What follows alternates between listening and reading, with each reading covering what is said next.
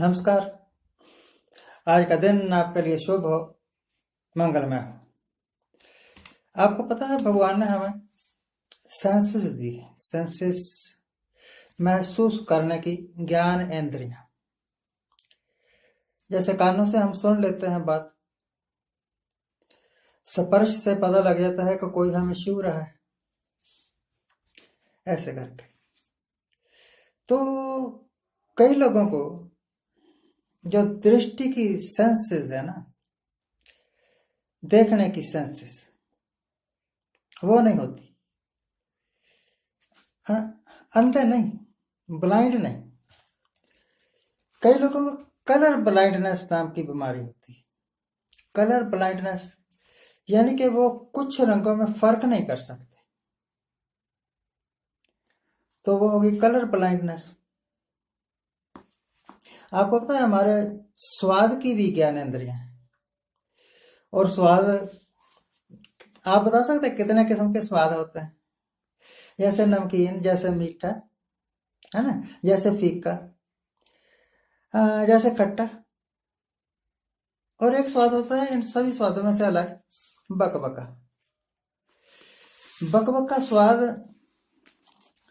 मीठा में बता सकता हूँ कि कैसे, जलेबी जैसा मीठा, अंगूर जैसा मीठा, नमकीन। तो बकबका कैसा, कड़वा कैसा, नीम जैसा कड़वा, ऐसे बोल देंगे। तो कई लोगों को जो स्वाद की सेंसेशंस है ना, वो नहीं होती। अजीब बात है ना। फॉर एग्जाम्पल मुझे बिना चीनी वाली चीजें बड़ी स्वाद लगती हैं, टेस्ट लगती है, मैं खा जाता हूँ। मैं डिफ्रेंशिएट ही नहीं करता कि ये मीठी है या नहीं मीठी है। परंतु अगर अचानक मुझे कोई मीठी चीज खानी पड़ जाए, तो थोड़ी देर बाद, खाने के थोड़ी देर बाद मेरे मुंह का स्वाद सारा कड़वा हो जाता है। बस यही हाल गवर्नमेंट का है। यही हाल गवर्नमेंट का है। जैसे मैंने एग्जांपल दी ना, कलर ब्लाइंडनेस,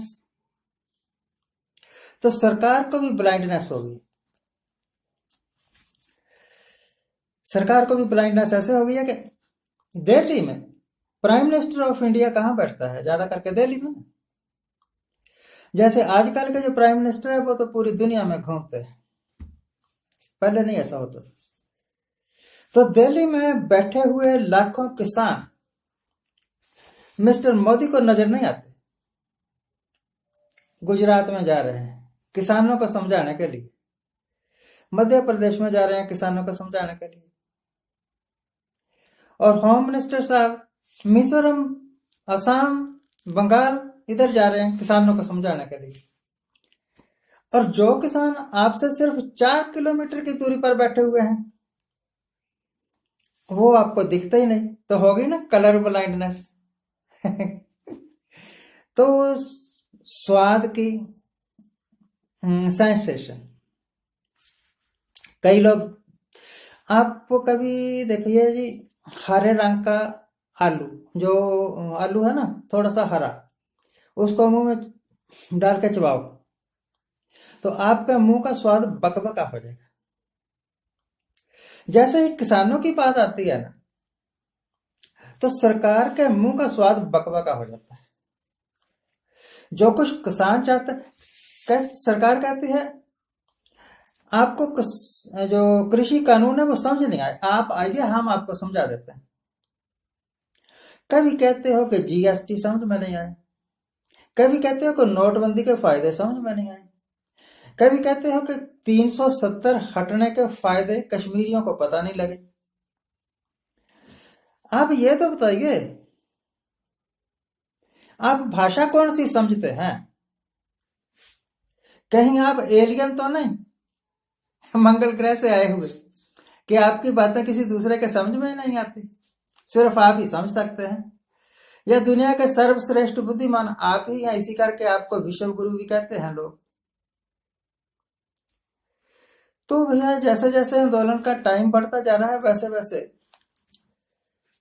कृषि आंदोलन को समर्थन देने के लिए समाज के अलग फिरके सपोर्ट भी कर रहे हैं और दिल्ली में किसानों की तादाद भी बढ़ती जा रही है। इसको इनफिल्ट्रेशन कह सकते हैं आप। ये खालिस्तानी है ये कह के भी देख लिया सरकार ने, कुछ फायदा नहीं हुआ।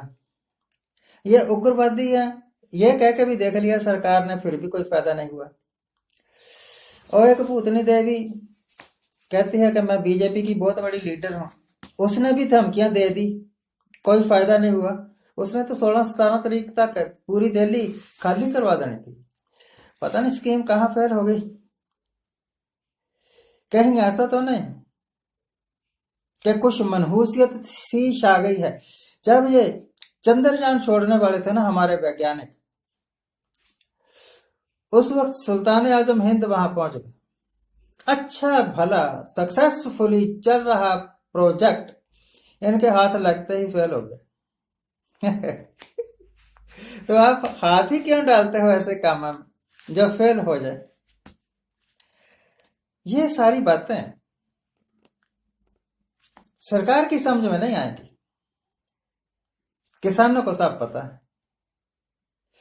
जिनको ये कहते हैं ना कि आपको हमारी बातें समझ नहीं आ रही, कृषि कानून आपको फायदेमंद हैं, आपको पता नहीं लग रहा, आप वर्गला दिए गए हैं, वो आपसे ज्यादा पढ़े लिखे, आपसे ज्यादा बुद्धिमान है श्रीमान।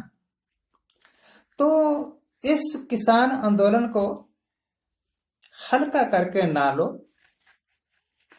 सरकार को नहीं लेना चाहिए हल्का करके। इस किसान आंदोलन के कारण जो जागृति आई है, मैं तो मोदी सरकार का बहुत शुक्रगुजार हूं कि उन्होंने ऐसा उल जलूल कानून इंट्रोड्यूस कर दिया जिसके कारण हरियाणवी हरियाणवी नहीं रहा, गुजराती गुजराती नहीं रहा, मराठी मराठी नहीं रहा, पंजाबी पंजाबी नहीं रहा, सिख सिख नहीं रहा, सारे एक मंच पर आ गए और सिर्फ किसान आ गए। तो हमें धन्यवाद करना चाहिए ना मोदी साहब का। ऐसे ही एक दो कानून और लेकर आइए। ऐसे ही कानून एक दो और लेकर आइए ताकि हिंदुस्तान एक यूनाइटेड पावर के रूप में प्रकट हो जाए। और जब ये पावर पूरी तरह जाग जाएगी, जाग चुकी है वैसे, उस वक्त ऐसे प्रखंडी नेता,